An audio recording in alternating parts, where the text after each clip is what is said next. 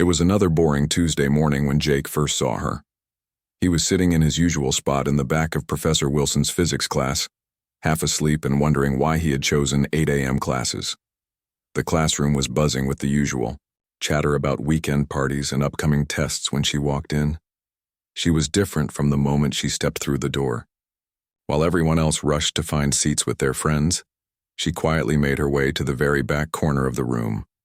She didn't look around nervously like most new students do. Instead, she seemed to be studying everything: the ceiling, lights, the whiteboards, even the way other students were sitting in their chairs. Jake found himself watching her instead of listening to the professor. She had this pale, almost perfect skin that looked like she had never spent a day in the sun. Her hair was long and dark, but it seemed to catch the light in a way that made it look almost silver. She wore simple clothes, a white button-up shirt, and dark pants, but something about them seemed expensive, like they were made from materials he had never seen before. When Professor Wilson started talking about quantum mechanics, Jake expected the new girl to pull out a notebook and start taking notes like everyone else, but she didn't. She just sat there listening with this intense focus that made it seem like she was hearing these concepts for the first time in her life. Which was weird because this was an advanced class. You couldn't just walk into quantum mechanics without knowing the basics. Then something really strange happened. Professor Wilson was explaining a complex equation about particle behavior when he made a mistake on the board. Jake knew it was wrong because he had studied this stuff the night before, but he wasn't about to raise his hand and correct the professor. Nobody wanted to be that guy. But the new girl did something that made Jake's jaw drop. She quietly raised her hand and, in this soft but clear voice, said, "Excuse me, Professor Wilson, but I think there might be a small error in the equation." Her voice had this slight accent that Jake couldn't place. It wasn't British or French or anything he recognized. Professor Wilson looked annoyed at first, but when he checked his work, his face changed completely. The girl was right. Not only was she right, but when she explained the correction, she used terms and concepts that Jake was pretty sure weren't even in their textbook. "Thank you, miss." Professor Wilson paused, waiting for her name. "Luna," she said simply. "Just Luna." The rest of the class turned to stare at her, but Luna didn't seem to notice or care. She went back to her strange, intense listening, like she was trying to memorize every word the professor said. After class, Jake found himself walking slowly, hoping to catch up with Luna in the hallway. When he finally worked up the courage to approach her, something incredible happened. The moment he said, "Hey, that was really impressive back there," her entire face turned bright red. It wasn't just a little blush. Her cheeks went from pale, white to deep pink in about 2 seconds. She looked down at her feet and mumbled something that sounded like, "Thank you," but was so quiet he could barely hear it. "I'm Jake," he said, trying to keep the conversation going. "Luna," she replied, still looking at the ground. Her voice was shaky now, completely different from the confident way she had spoken in class. "Are you new here? I haven't seen you around campus before." She nodded quickly and then said something that stuck with Jake for the rest of the day. "I am still learning how things work here." It was a weird way to put it. Not, "I'm still learning how things work," or, "I'm still getting used to this place." She said it like she was learning how an entire world operated. The next day, Wednesday, Jake made sure to sit closer to where Luna usually sat. When she walked in, she glanced at him and immediately looked away, but not before he caught another, one of those deep blushes spreading across her face. During the lecture, Jake noticed she was writing in her notebook, but when he tried to sneak a peek, he couldn't understand what she was writing. It wasn't English, and it wasn't any language he had ever seen. The symbols looked almost mathematical, but they moved across the page in flowing patterns that seemed more like art than notes. After class, he tried talking to her again. "So, what's your major?" he asked as they walked toward the campus center. Luna paused for a long moment like she was trying to translate the question in her head. "I study everything," she said finally. "I want to understand how people live and work and think." Again, it was the way she said it. Not how people live, but how your people live. like she was talking about a completely different species. Thursday was when things got really interesting. Jake had been thinking about Luna constantly since Tuesday, and he decided to be bold. He bought 2 coffees from the campus cafe and waited for her outside the physics building. When she saw him standing there with the extra coffee, her face didn't just blush this time. Her eyes went wide with surprise, like no one had ever bought her coffee before in her life. "For me?" she asked, pointing at herself like she couldn't believe it. "Yeah, for you," Jake said, smiling. "I noticed you never eat or drink anything during class. I thought you might be thirsty." Luna took the coffee with both hands and stared at it for a moment. Then she took a small sip, and her face lit up with this expression of pure wonder, like she had just tasted the most amazing thing in the universe. "This is very good," she said, and Jake could swear there were tears in her eyes. "Thank you, Jake. This is very kind." As they walked to class together, Jake noticed that Luna kept glancing at him when she thought he wasn't looking. Every time their eyes met, she would blush again and look away quickly. During the lecture that day, Professor Wilson was talking about the possibility of life on other planets. Jake was half listening when he noticed Luna had gone completely still beside him. She wasn't taking her strange notes anymore. She wasn't even breathing normally. She was staring at the professor with this intense, almost fearful expression. When Professor Wilson mentioned the Drake equation and started talking about how many civilizations might exist in our galaxy, Luna's hands started shaking. She gripped her pen so tightly that Jake was worried it might break. After class, Jake was about to ask her if she was okay when Luna suddenly grabbed his arm. Her touch was surprisingly cold, and her grip was stronger than he expected. "Jake," she said, her voice urgent and quiet, "what do you think would happen if people from another world came here? To Earth?" The question caught Jake completely off guard. "I don't know," he said honestly. "I guess it would depend on why they came. If they were friendly, it might be amazing. If they weren't..." He shrugged. Luna stared at him for a long moment like she was trying to read something in his face. Then she let go of his arm and stepped back. "Yes," she said quietly. "It would depend on that." Friday was the day that made Jake realize something was seriously different about Luna.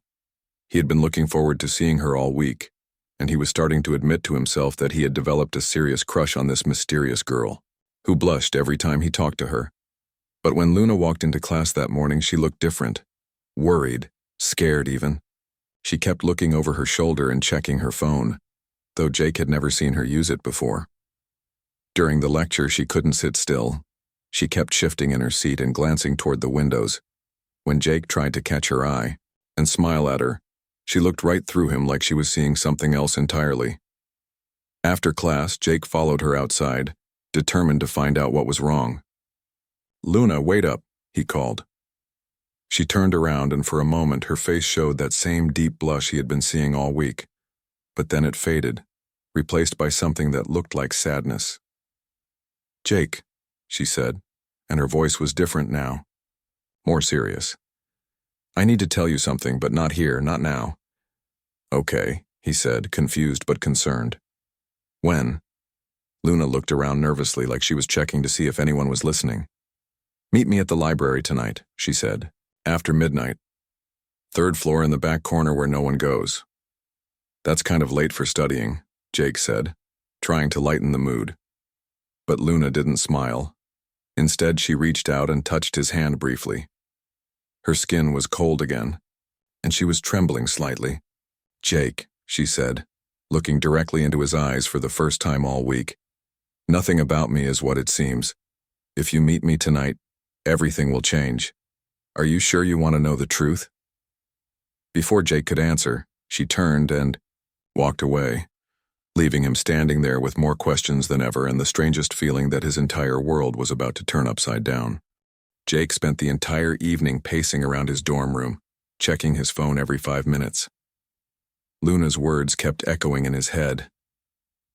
"Nothing about me is what it seems." What did that even mean?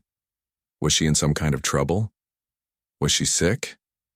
100 different scenarios played through his mind, each one more worrying than the last. By 11:30 p.m., he couldn't take it anymore. He grabbed his jacket and headed toward the library. Even though he was 30 minutes early, the campus was eerily quiet at this hour. Most students were either asleep or cramming for exams in their rooms. The streetlights cast long shadows between the buildings, making everything look different from how it appeared during the day. The library's main entrance was locked, but Jake knew about the side door that stayed open all night for students who had late-night study sessions. He slipped inside and made his way to the third floor, his footsteps echoing in the empty halls. The back corner of the third floor was where students went when they wanted complete silence. During the day, it was usually occupied by graduate students working on their research papers. At midnight, it was completely deserted. Jake found a table near the windows and sat down to wait, his heart beating faster than normal. At exactly 12 a.m., he heard soft footsteps approaching. Luna appeared from behind one of the tall bookshelves, carrying 2 cups of coffee and looking nervous. She was wearing the same type of clothes she always wore, simple, but somehow different from what other students chose. Tonight, Jake noticed that her shirt seemed to have a very faint shimmer to it, like it was made from fabric that contained tiny threads of metal. "You came," she said quietly, setting one of the coffees in front of him. "Of course I came," Jake replied. "You sounded really worried today. What's going on?" Luna sat down across from him but didn't immediately answer. Instead, she pulled out her notebook, the same one where she wrote in those strange symbols. She opened it to a page filled with complex diagrams and equations that looked nothing like the physics problems they worked on in class. "Jake," she said, her voice barely above a whisper, "before I tell you anything, I need you to promise me something." "Okay," he said, though he wasn't sure what he was agreeing to.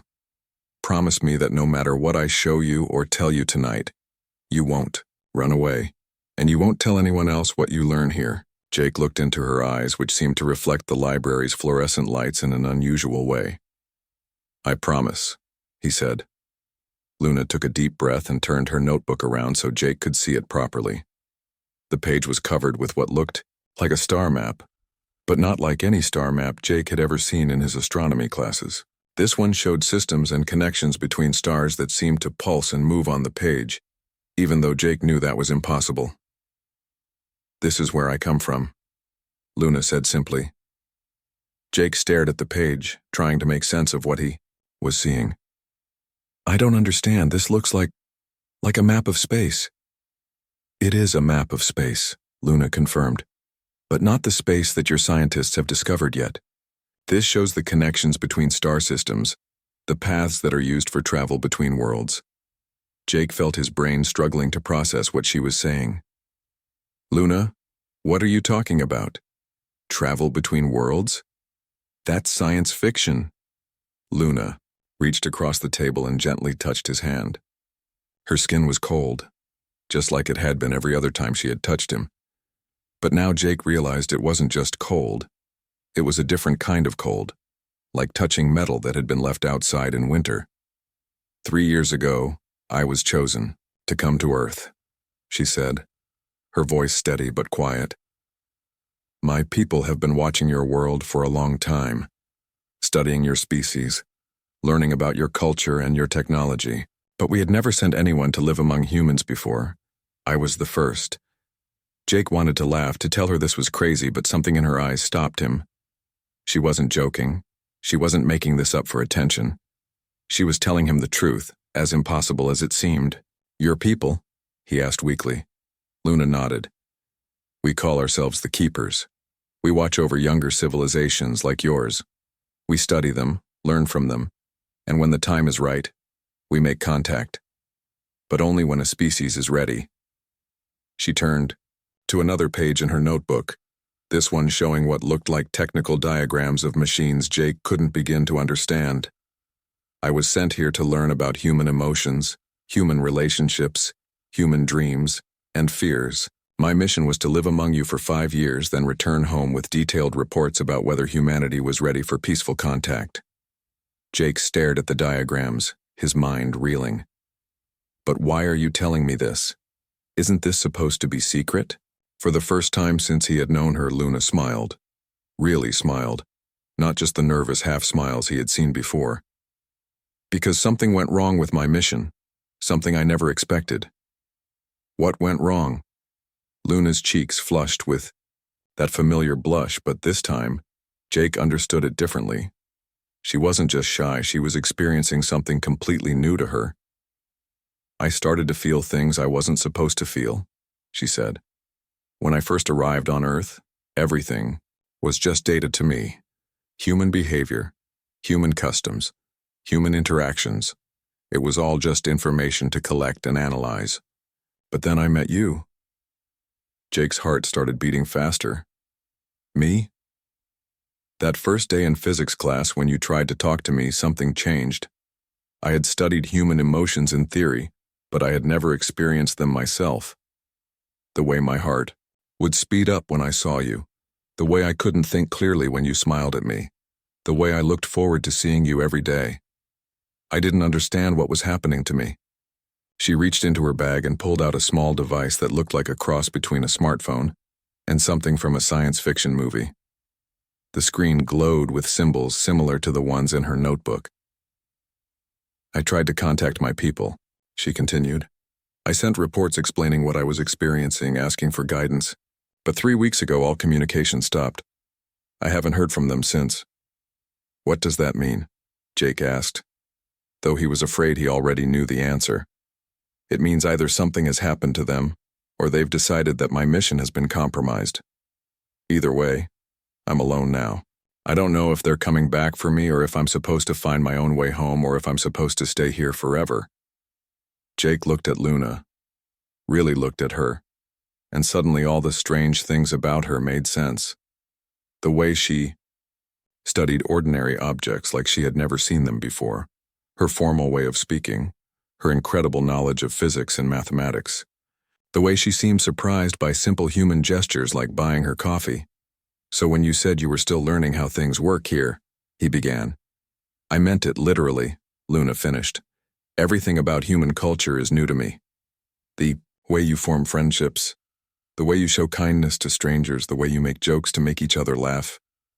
I've been learning it all by watching and experiencing it myself. Jake was quiet for a long moment, trying to absorb everything she had told him.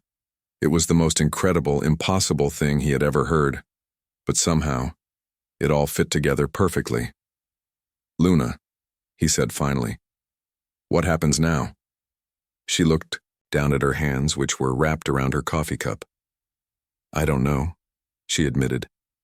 For the first time since I arrived on Earth, I truly don't know what's supposed to happen next. All I know is that I trust you, and I couldn't keep lying to you anymore. Jake reached across the table and covered her hands with his own. They were still cold, but now he understood why. Thank you for telling me, he said. I know this must have been really hard for you. Luna looked up at him, and in her eyes, Jake saw something that made his chest tighten with emotion he didn't fully understand yet. Jake, she said softly, there's something else I need to tell you, something even more important. What is it? I think I'm falling in love with you, and I don't think my people are going to be very happy about that. Jake stared at Luna across the library table, her words echoing in his mind. I think I'm falling in love with you.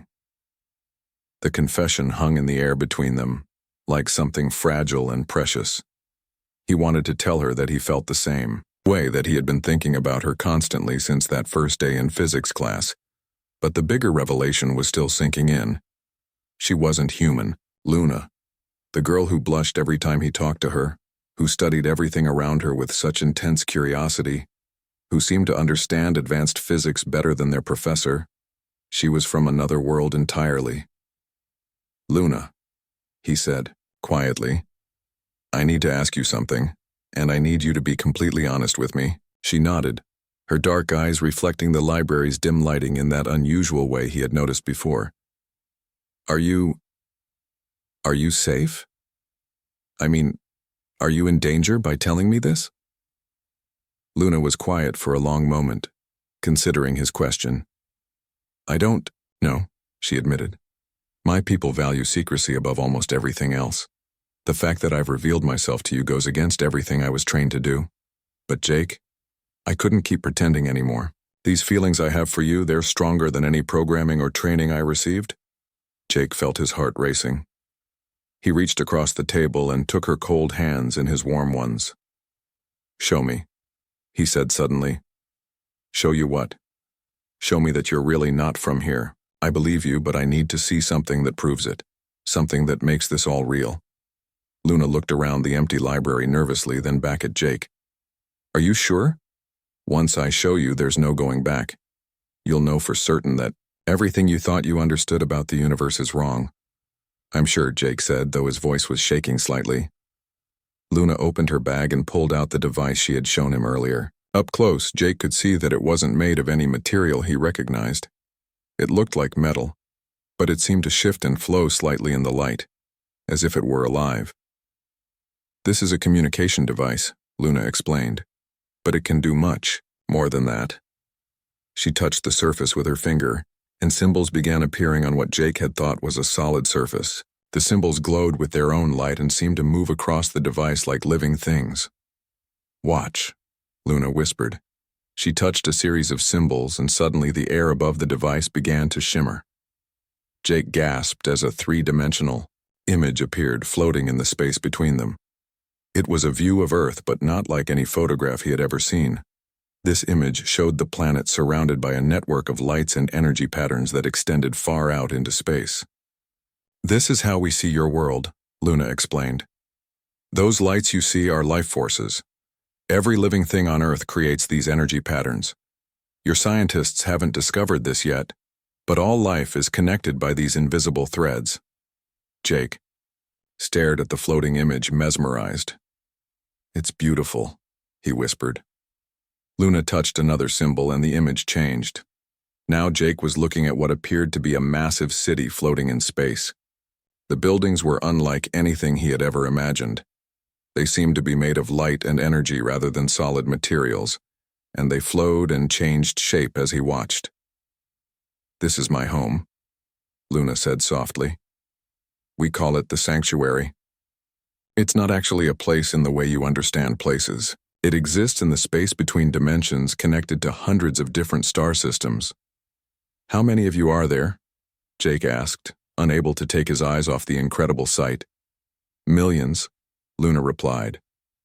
"We've been exploring the universe for thousands of your years, studying different forms of life, learning from them, protecting them when necessary."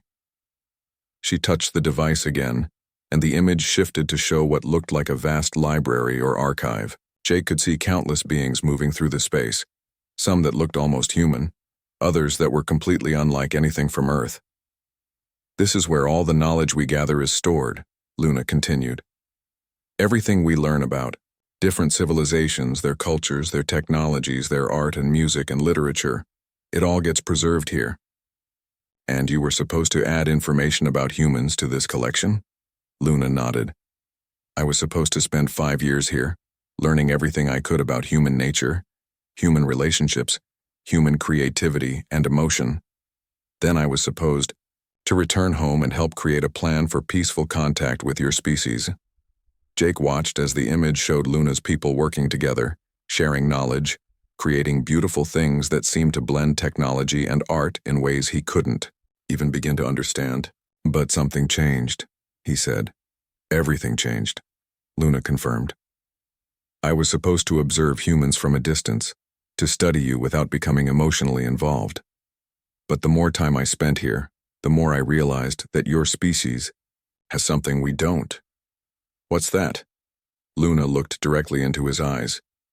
"The ability to love completely, without reservation. My people feel affection and companionship, but human love, the way you can care about someone so much that you would sacrifice everything for them, that's something we've never experienced." She touched the device one more time, and the image changed to show Luna herself, but she looked different. Her skin had a slight luminescent quality, and her eyes were larger and more reflective than they appeared now. "This is how I really look," she said quietly. "When I came to Earth, I had to change my appearance to blend in with humans. But even changing my appearance couldn't prepare me for changing how I feel." Jake stared at the image of Luna's true form. She was still beautiful, but in a way that was clearly not human. Yet when he looked at her sitting across from him now, with her human appearance and her nervous expression, she was the same person he had fallen for. "You're still you," he said simply. Luna's eyes filled with tears, another human emotion she was still learning to understand. "Jake, I need you to know how dangerous this is for both of us. If my people discover that I've revealed myself to you, they might decide that Earth isn't ready for contact after all. They might decide that humans are too unpredictable, too emotional." "What would that mean?" "It would mean that your species might be left alone for another 1,000 years. Or worse, they might decide that humans are a threat to other civilizations and need to be controlled." Jake felt a chill run through him. "Controlled how?" "I don't know," Luna admitted. "I've never seen it happen before. But I know that my people have ways of limiting a species' development if they believe it's necessary for the greater good of the universe." They sat in silence for a moment, the weight of what she had told him settling over them both. Finally, Jake spoke. "Luna, what do you want to do? I mean, if you could choose anything, what would you choose?" She looked at him with an expression that was both hopeful and heartbroken. "I want to stay here with you. I want to learn more about being human, about feeling the way humans feel. I want to experience all the things I was only supposed to observe. But I also know that's probably impossible." "Why impossible?" "Because sooner or later my people will find me. And when they do, they'll want to know why I stopped sending reports, why I've been hiding from them. They'll discover that I've broken the most important rule of observation. I've become involved." Jake stood up and walked around the table to sit beside Luna. He put his arm around her shoulders, noticing again how cold she was, but not caring. "Then we'll figure it out together," he said. "Whatever happens, we'll face it together." Luna leaned against him, and for the first time since he had known her, she seemed to relax completely. "Jake," she whispered, "I have to tell you one more thing, something that might change everything." "What is it?" 3 days ago, I detected a signal. Someone is looking for me, and I think they're getting close." The next few weeks were the strangest and most wonderful of Jake's life. After Luna's revelation in the library, everything changed between them, but not in the way he had expected. Instead of feeling scared or overwhelmed by the truth about her identity, Jake felt like he finally understood her completely. All her little quirks, her formal way of speaking, her amazement at simple human things. It all made perfect sense now. Luna began showing up at his dorm room in the evenings, always carrying her strange device and always looking over her shoulder before she knocked on his door. She would sit on his bed while he did homework, asking him questions about human culture that seemed simple but were actually incredibly complex. "Why do humans give each other gifts?" she asked one evening, while Jake was struggling through a chemistry assignment. "I don't know," Jake said, looking up from his textbook. "To show we care about them, I guess. To make them happy. But why does receiving an object make humans happy? The object itself has no emotional value." Jake thought about it for a moment. "It's not about the object. It's about the thought behind it. When someone gives you something, it means they were thinking about you when you weren't around. It means you matter to them." Luna nodded slowly, like she was filing this information away somewhere important. "I think I understand. The gift is actually a symbol of connection between two people." "Exactly," Jake said, smiling at how she could take something so ordinary and make it sound profound. But even as their relationship deepened, Jake could see that Luna was becoming more nervous with each passing day. She jumped at sudden sounds and was constantly checking her communication device for signals.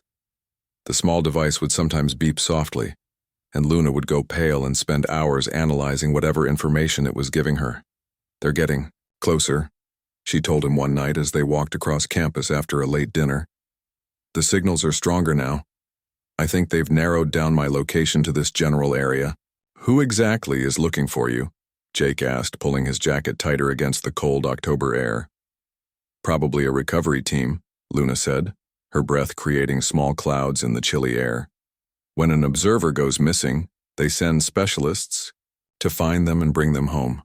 They're not necessarily dangerous, but they're very good at what they do. Jake noticed that Luna kept glancing around as they walked, her eyes scanning the shadows between buildings and the few other students who were out this late. What will happen when they find you? I'll be taken back to the sanctuary for questioning. They'll want to know why I stopped reporting, why I've been hiding, and eventually they'll discover that I've broken the cardinal rule of observation, which is, never get emotionally involved with the subjects you're studying. They walked, in silence for a while, both lost in their own thoughts.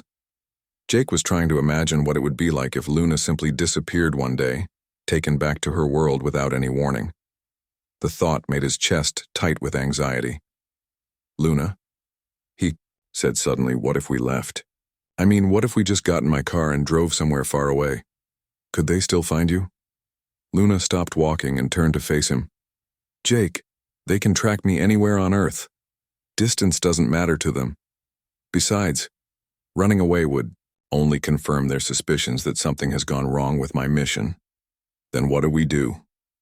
I don't know, Luna admitted, and for the first time since he had known her, she sounded truly frightened. I've been thinking about it constantly, and I can't see a way out of this that doesn't end with me being taken away from you. Jake took her cold hands in his and looked directly into her unusual eyes. There has to be something we can do. Maybe if you explain to them how you feel, if you told them about human love and how it's changed you. You don't understand, Luna said, shaking her head. My people don't see emotions the way humans do. To them, what I'm feeling would be seen as a malfunction, something that needs to be corrected. They might decide that Earth's influence on me has been harmful. And then what? Then they might conclude that humans are too dangerous to make contact with. Your species could be placed under permanent observation, never allowed to advance beyond your current level of technology. Jake felt a chill that had nothing to do with the October weather. Because of us? Because of what we feel for each other?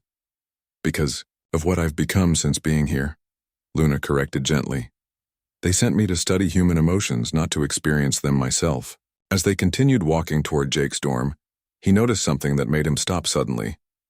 There was a man standing under a streetlight about 50 yards away, and he seemed to be watching them. The man was wearing a dark coat and had an unusual stillness about him, like he could stand there for hours without moving. Luna, Jake said quietly, don't look behind us, but I think someone is following us. Luna tensed immediately. Are you sure? Pretty sure. There's a guy under the streetlight back there, and he's been watching us since we left the dining hall. Without looking back, Luna pulled out her device and quickly touched a few symbols on its surface. The screen glowed briefly, then displayed what looked like a radar pattern with several blinking dots. There are 3 of them, she whispered, her voice tight with fear. One behind us, one to our left near the library, and one ahead of us by the science building. Jake's heart started beating faster. What do we do? We act normal, Luna said, slipping the device back into her bag. We go to your room like we planned, and we hope they're just observing for now. But as they walked the last 2 blocks to Jake's dorm, Jake could feel eyes on them from multiple directions. It was like being watched by invisible predators, and every shadow seemed to hide a potential threat. When they finally reached Jake's building, Luna grabbed his arm before he could open the door. Jake, she said urgently, I need you to promise me something. Anything. If they take me tonight, if I suddenly disappear, I need you to promise that you'll remember what I told you about my people. Remember that not all of them think the same way. Some of them believe that humans deserve to know they're not alone in the universe. Luna, you're scaring me. Promise me, she insisted. I promise, Jake said, though he didn't fully understand what he was promising. They went up to Jake's room, and Luna immediately went to the window and looked out at the campus below. Jake could see her reflection in the glass, and she looked more alien than ever. Her posture was different, more alert, like a wild animal sensing danger. They're still out there, she said softly. Waiting. For what? For me to make a mistake. For me to do something that confirms their suspicions. Jake sat down on his bed and watched Luna as she continued to monitor the area outside his window. In the lamplight, he could see the slight shimmer in her hair that he had noticed the first day they met, and he realized that her human disguise was probably taking effort to maintain. "Luna," he said, "whatever happens, I want you to know that meeting you has been the best thing that's ever happened to me. Even if this all ends badly, I'm glad I got to know you. I'm glad I got to feel this way about someone." Luna turned away from the window and looked at him with an expression that was heartbreaking in its sadness and beauty. "Jake," she said, "I think I finally understand what human love really means. It means being willing to sacrifice everything for another person's happiness, and that's exactly what I'm going to have to do." Before Jake could ask what she meant, Luna's device began beeping rapidly. She pulled it out and looked at the screen, and her face went completely pale. "They're coming," she whispered. "They're coming right now." Outside, Jake could hear the sound of footsteps approaching the building, and they didn't sound like the casual steps of college students coming home from a late night out. They sounded purposeful, coordinated, and they were getting closer by the second. Luna looked at Jake one last time, and in her eyes he saw both love and goodbye. The footsteps stopped right outside Jake's door. Luna stood frozen by the window, her device still beeping softly in her hands. Jake could hear his own heartbeat in the sudden silence that followed. For a moment he thought maybe the footsteps had belonged to another student, someone just passing by on their way to their own room. Then came the knock. 3 slow, deliberate taps that somehow conveyed more authority than any sound Jake had ever heard. Luna's face had gone completely white. She looked at Jake with eyes full of fear and something else. Determination. "Jake," she whispered, "no matter what happens, don't try to protect me. Promise me that." "I can't promise that," Jake whispered back. "You have to. If you try to interfere, they might see you as a threat. They might decide that humans are too unpredictable for peaceful contact." The knocking came again, more insistent, this time. Luna walked slowly to the door, her hand hovering over the lock. "Who is it?" she called out, though Jake could tell from her expression that she already knew. "Luna," came a voice from the hallway. It was deep and calm, with the same slight accent that Luna had when she first arrived on Earth. "We need to talk." "I know," Luna replied, her voice barely audible. She turned back to Jake one more time. In the lamplight of his small dorm room, she looked more beautiful than ever, but also more fragile, like something precious that was about to be broken. "I love you," she said simply.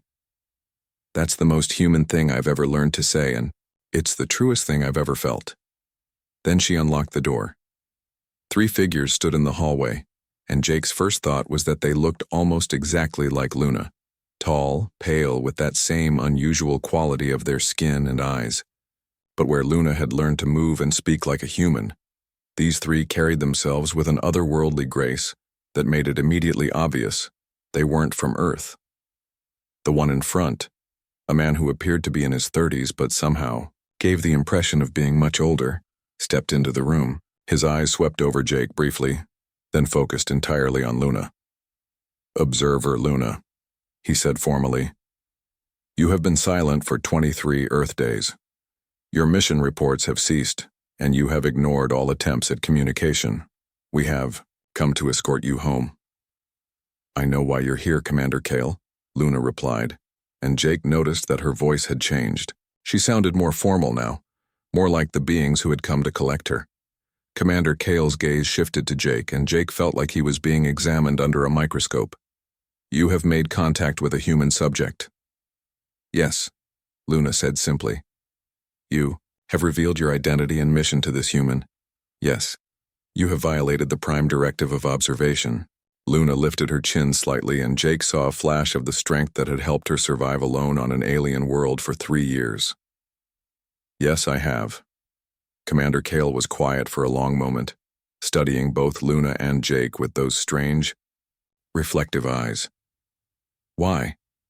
"Because I fell in love with him," Luna said without hesitation. "Because this human taught me that there are things more important than rules and missions and directives. He taught me that love is worth any risk." One of the other figures, a woman with silver hair, stepped forward. "Luna, You have been compromised by prolonged exposure to human emotional patterns. This is not your fault, but you must return with us for treatment. Treatment? Jake found himself speaking for the first time since they had arrived. What kind of treatment? The woman looked at him with what might have been sympathy. We will help Luna remember who she truly is. We will remove the human influences that have altered her thinking patterns. You mean you'll erase her memories? Jake said, his voice rising with anger. We will restore her to her original state, Commander Kale corrected. She will be herself again, free from the confusion that human emotions have caused. But she won't remember me. She will not remember any of this experience. It will be as if her time on Earth never happened. Jake felt like the world was collapsing around him. Everything he and Luna had shared, every moment of connection and understanding, would be wiped away like it had never existed. Wait, Luna said, stepping between Jake and the three visitors. I want to propose something different. Commander Kale raised an eyebrow. You are not in a position to negotiate, Observer Luna. I'm not negotiating, Luna said firmly. I'm offering you information that could change everything about how our people view humans. What information? Luna pulled out her device and quickly activated it. The same three-dimensional images she had shown Jake appeared in the air above. It had the view of Earth with its energy patterns, the scenes from her home world, the vast library of knowledge her people had collected. For 3 years I've been studying human emotions from the outside, Luna said. But in the last few weeks, I've experienced them from the inside. I've learned things about love and sacrifice, and hope that no amount of observation could have taught me. She gestured to Jake. This human, Jake, has shown me something that our people have never understood. Humans don't just feel emotions. They let those emotions guide them to become better than they were before. They use love to grow, to change, to sacrifice for others. Human emotions are chaotic and unpredictable, the silver-haired woman said. Yes, Luna agreed. But they're also powerful enough to make someone willing to give up everything for another person's happiness. Isn't that exactly the kind of strength our people have been looking for in a species ready for contact? Commander Kale was quiet for a long moment, his expression unreadable. What are you suggesting? I'm suggesting that my mission isn't over, Luna said. I'm suggesting that experiencing human love hasn't compromised me. It's given me the final piece of data you need to make a decision about Earth. She turned to look at Jake, and he saw tears in her eyes. I'm suggesting that I stay here, continue my observations, and send you reports about what I learn. But this time, my reports will include information that only someone who has truly experienced human emotions could provide. That would be highly irregular, Commander Kale said. Everything about this situation is irregular, Luna replied, but irregularity might be exactly what we need. Jake watched this exchange with growing hope. Maybe there was a way for Luna to stay. Maybe they wouldn't have to lose each other after all. But then Commander Kale spoke again, and Jake's heart sank. Observer Luna, your proposal has merit, but it cannot be approved at my level. You will need to return with us to present your case to the High Council. They will decide whether your continued observation of human emotions serves the greater good. And if they decide it doesn't? Luna asked quietly. Then your memories of this experience will be removed, and you will be reassigned to a different world. Luna looked at Jake, and he could see her weighing her options. She could refuse, to go and try to run, but they would eventually find her. She could give up and let them erase her memories of their time together. Or she could take the risk that her people might understand what she had learned about love. I'll go with you, Luna said finally. But I want to make one request. What request? Luna walked over to Jake and took his hands in hers one last time. I want permission to say goodbye properly. Commander Kyle nodded slightly. You have 2 minutes.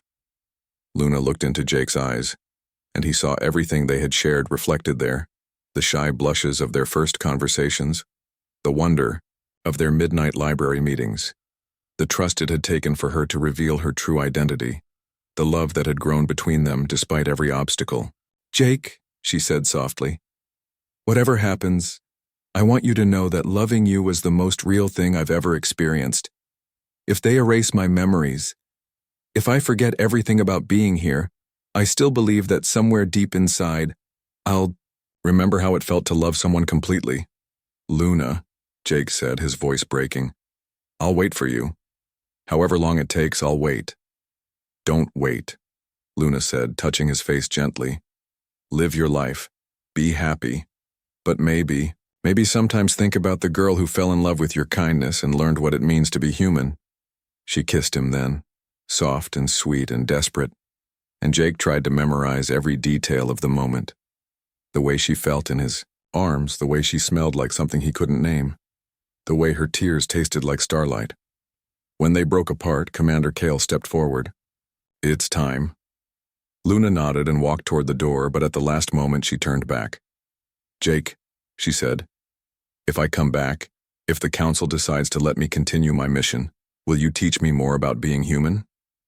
Every day, Jake promised, and then she was gone, following the three figures down the hallway and out of his life, leaving Jake alone in his dorm room with nothing but the memory of an impossible love and the desperate hope that somehow, some way, she would find her way back to him.